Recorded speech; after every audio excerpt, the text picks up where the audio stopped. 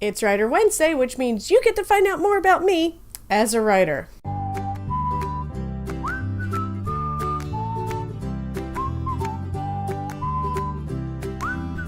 Hey, howdy, hey, Trainwreck, how are you today? I am the glorious Trainwreck Mom. If this is your first time here, welcome aboard, Trainwreck. Glad to have you here. Go ahead and get your ticket punched by hitting that subscribe button. This channel is a safe space for all Trainwrecks, except here, we don't give you a puppy and a latte, we give you sarcasm and humor. I figured I'd tell you a little bit more about me as a writer because the last video actually did really well and I was a little surprised by that. So, let's talk a little bit more about writing. And if you're a writer, I'd love to hear your answers to these questions.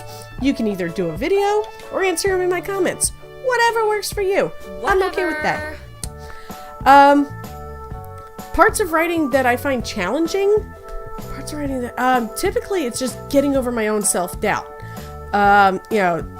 You write something and you go back and look at it and go, what idiot wrote this trash? Oh, this idiot here. Yay.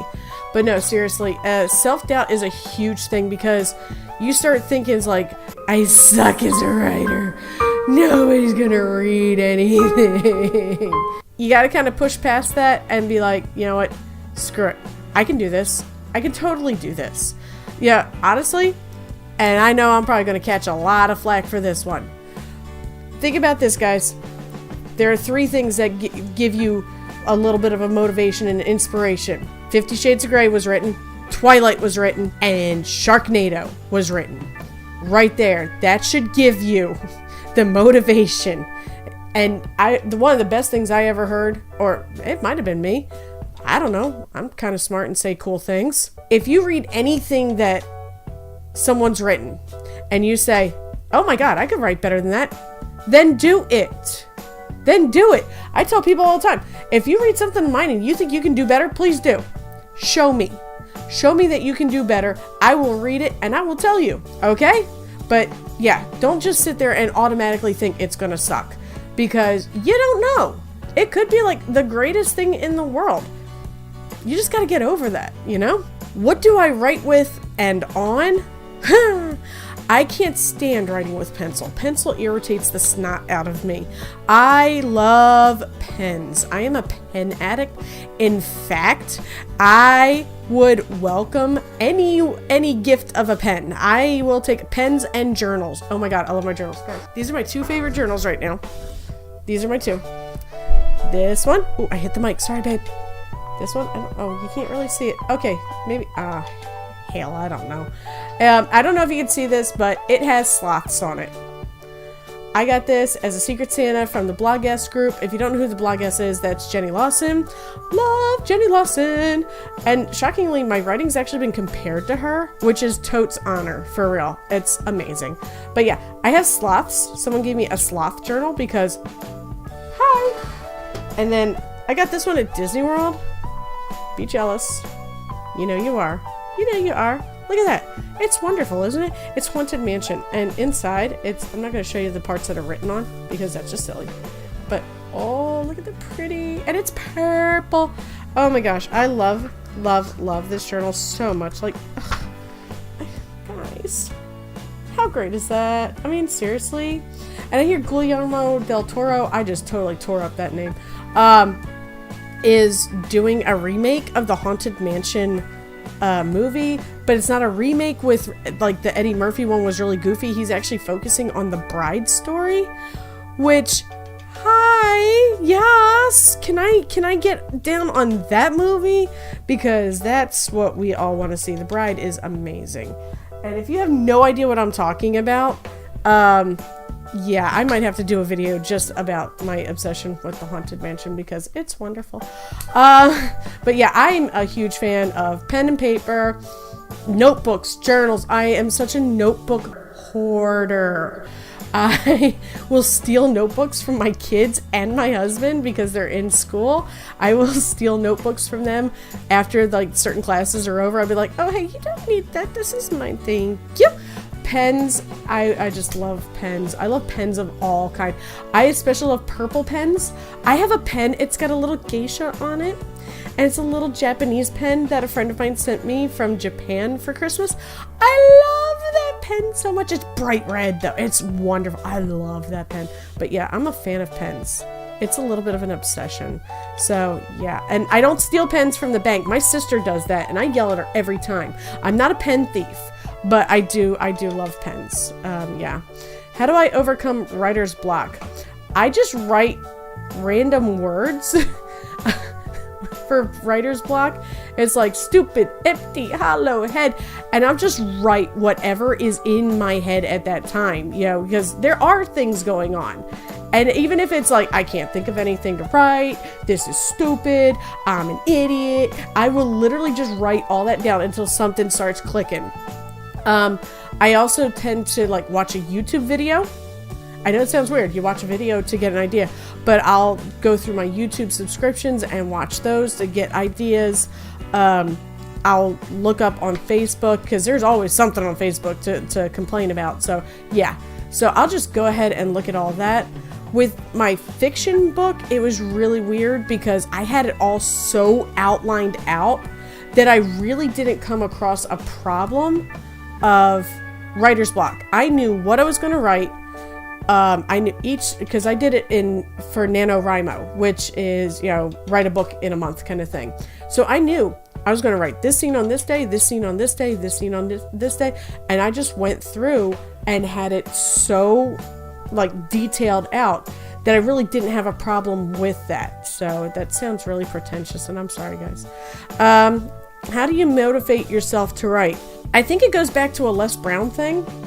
And if you don't know who Les Brown is, I will put links in the description for Les Brown. Les Brown is he's a motivational guy. He's an incredible speaker. He has a gift that is amazing.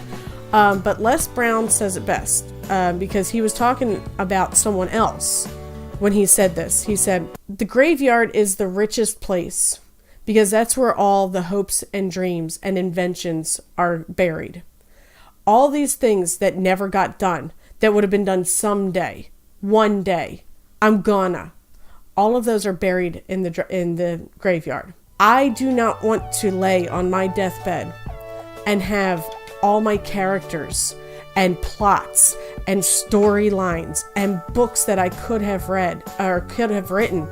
And I certainly don't want to have any person I could have inspired to write standing around my deathbed, staring me in the face, going, we could have lived, but now we have to die with you.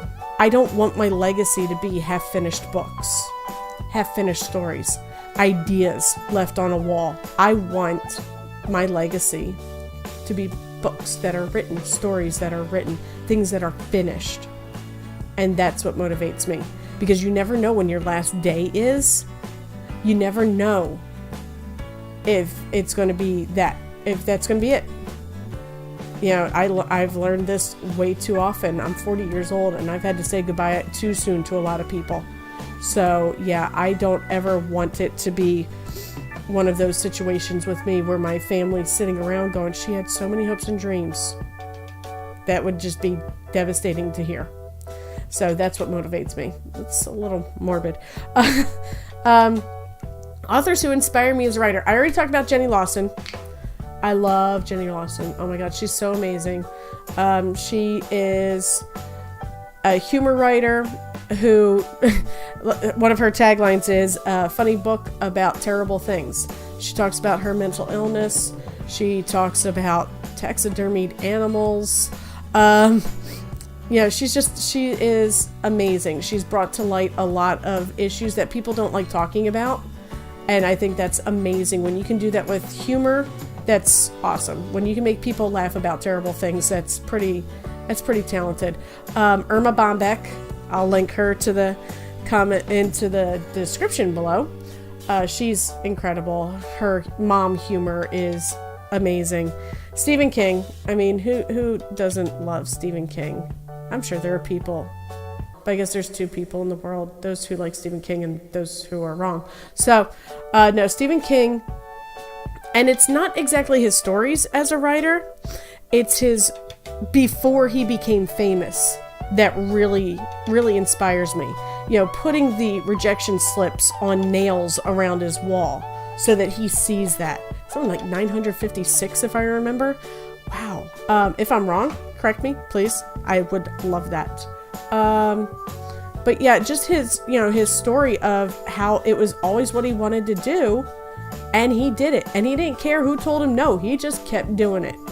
And it was the one time that he was like, this is trash, I hate it. And his wife Tabitha was the one who pulled it out and gave us the wonder and beauty that really is the book Carrie. And if you haven't read the book Carrie, you've only seen the movies, stop that and go read the book, because it's amazing. Yeah. So, I'm sure there are others. I've got so many. Jenna Morassi, who, Eve the Awakening and the Savior's Champion. She's been inspiring me in YouTube and in books, to be a better writer and everything. Because, she's like 10 years younger than me and really killing this whole writer thing. God bless her heart. I have so many. I'm probably going to link them all my friends and everything. I gotta put those all in the description because I love helping my friends out too, because they're awesome and I love them. Books that inspire me as a writer. Okay, so I am a huge fan of Brave New World, Aldous Huxley, because I just love the concept of the one person who isn't like everyone else is the one who changed the world. And that is such a great concept for me. I love that. But there's two others that you're gonna sit there and go, the Tao of Pooh and the Day of Piglet are some of my favorite books because it's the best thing. It spins Eastern philosophy with a Western spin. And when you look at Taoism as a whole and Winnie the Pooh, and you see them put side by side, it's actually pretty awesome.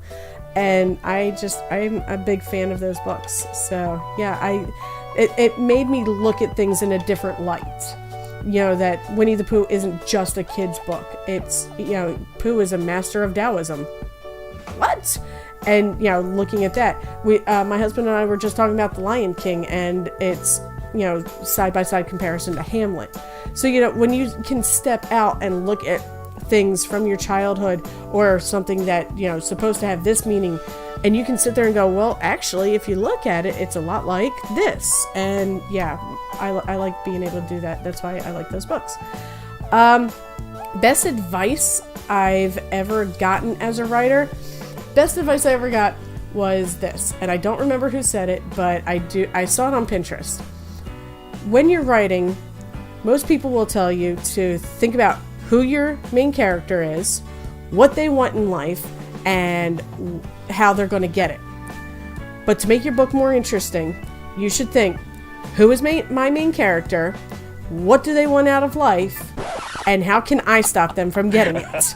And as soon as I read that and I thought about Mr. Christmas, I was like, oh my gosh, yes, this makes so much more sense. Because once, he starts to get it, you do something terrible. And then once he starts to be happy, you do something terrible. And it just makes for better reading. And that was the best advice I've ever gotten. What do my friends and family say about my writing? Well, I think my mom is the only one who's read my book. I know she's read both of them because she left reviews about that. She said my second book was like getting splinters in her eyes because I had so many grammatical mistakes. So that should tell you something there. Friends-wise, I've gotten a lot of people who are very positive about my stuff, and I don't know if I'm really that good as a writer, or if they're really trying to be nice to me and not hurt my feelings. So I really can't tell either way. I don't know. We'll find out, I guess. So, for the most part, they tell me they like my writing, and they tell me that I'm a good writer, and they've put really good reviews on Amazon for me. So, I don't know. I'm hoping they're right. We'll find out, I guess. What are my writing goals this year? My writing goals. Right now, I'm working on a book trailer for Mr. Christmas, a cover for Mr. Christmas. I'm going to get a street team together for Mr. Christmas. don't see any theme here. And I've also started outlining my next book. And I'm going to try to get that all together by November so that I can go ahead and just write it and get it done. And yeah, I'm thinking writing a book in a year and then, publishing it the next, that kind of thing. And, just trying to keep that ball rolling. Those are pretty much my goals for this year. That's all I've got for today, Trainwrecks. Like I said, if this is your first time here, welcome aboard. Glad to have you here. Go ahead and get your ticket punched by hitting that subscribe button. I would also love you to hit that bell, so go ahead and ring my bell, so you get to see all the Trainwreck goodness on a regular basis. I would also like a like, comment, and share, because sharing is caring. My books, Platitudes of Gratitude and All Your Fault, are available on Amazon in ebook and paperback. And you can catch me on social media. I'm on Facebook, Instagram, Twitter, Hub Pages for my blog, and Anchor FM for my podcast. That's all I've got for today, Trainwreck, so all aboard.